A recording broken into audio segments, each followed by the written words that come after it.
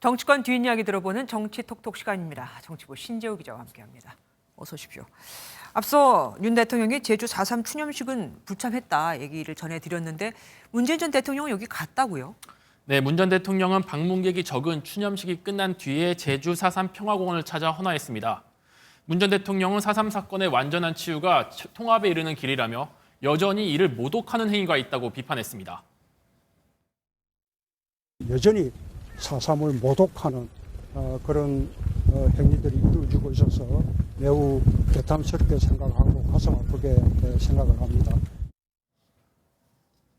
앞선 리포트서도 나왔지만 태영호 국민의힘 최고위원이 4.3 사건은 김 씨가 의해 장행된 만행이라고 밝힌 것에 대한 우려로 풀이됩니다.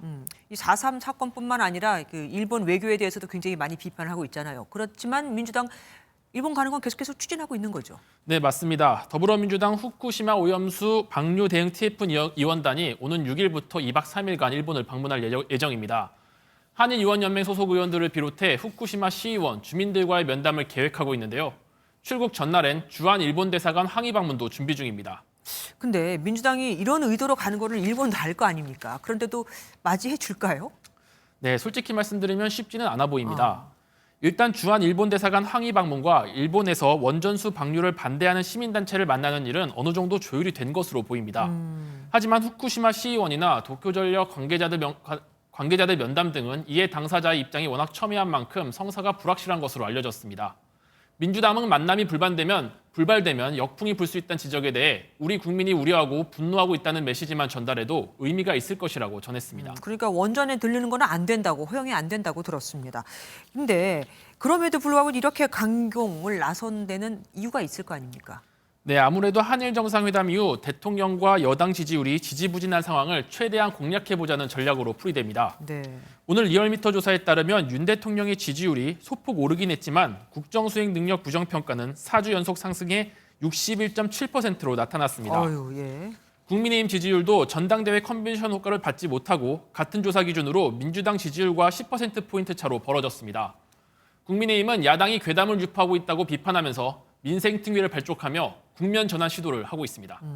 국민의힘 지지율이 하락해서일까요? 그 안에서 내부 싸움도 참 잦아지고 있습니다. 네, 오늘은 김기현 대표와 홍준표 대구시장이 설전을 벌였습니다. 네네. 홍 시장은 SNS를 통해 당 지지율 하락을 언급하며 지도부가 줏대 없는 행동을 계속한다면 총선을 앞두고 비상대책위원회 체제로 가지 않는다는 보장이 있냐고 직격했습니다. 이후 홍 시장은 비대위를 언급한 문장을 지우긴 했지만 김 대표는 강한 불쾌감을 드러냈습니다. 공천권을 가지고서 제3자가 왈가왈 일도 아니지만 또 이 지방자치 행정을 맡은 사람은 그 일에 더 전념하시면 좋겠습니다. 김 대표의 발언이 나오자 다시 홍 시장은 당대표를 2번이나 지내고 없어질 당을 일으켜 세운 유일한 현역 상임고문이라며 중앙정치에 개입할 책무가 있다고 맞받아쳤습니다. 이 일이 그냥 끝날 것 같지 않군요. 또 내일도 두고 봐야겠습니다. 지금까지 신재우 기자와 함께했습니다. 안녕하세요. 김주하입니다. 공정하고 신속한 MBN 뉴스 유튜브를 통해서도 만나보실 수 있습니다. 특히 더 많은 뉴스와 라이브를 보고 싶으시다면 오른쪽을 눌러서 구독하시면 됩니다. 어렵지 않죠? 빠르고 정확한 뉴스로 계속 찾아뵙겠습니다. MBN 뉴스를 시청해 주신 여러분 고맙습니다.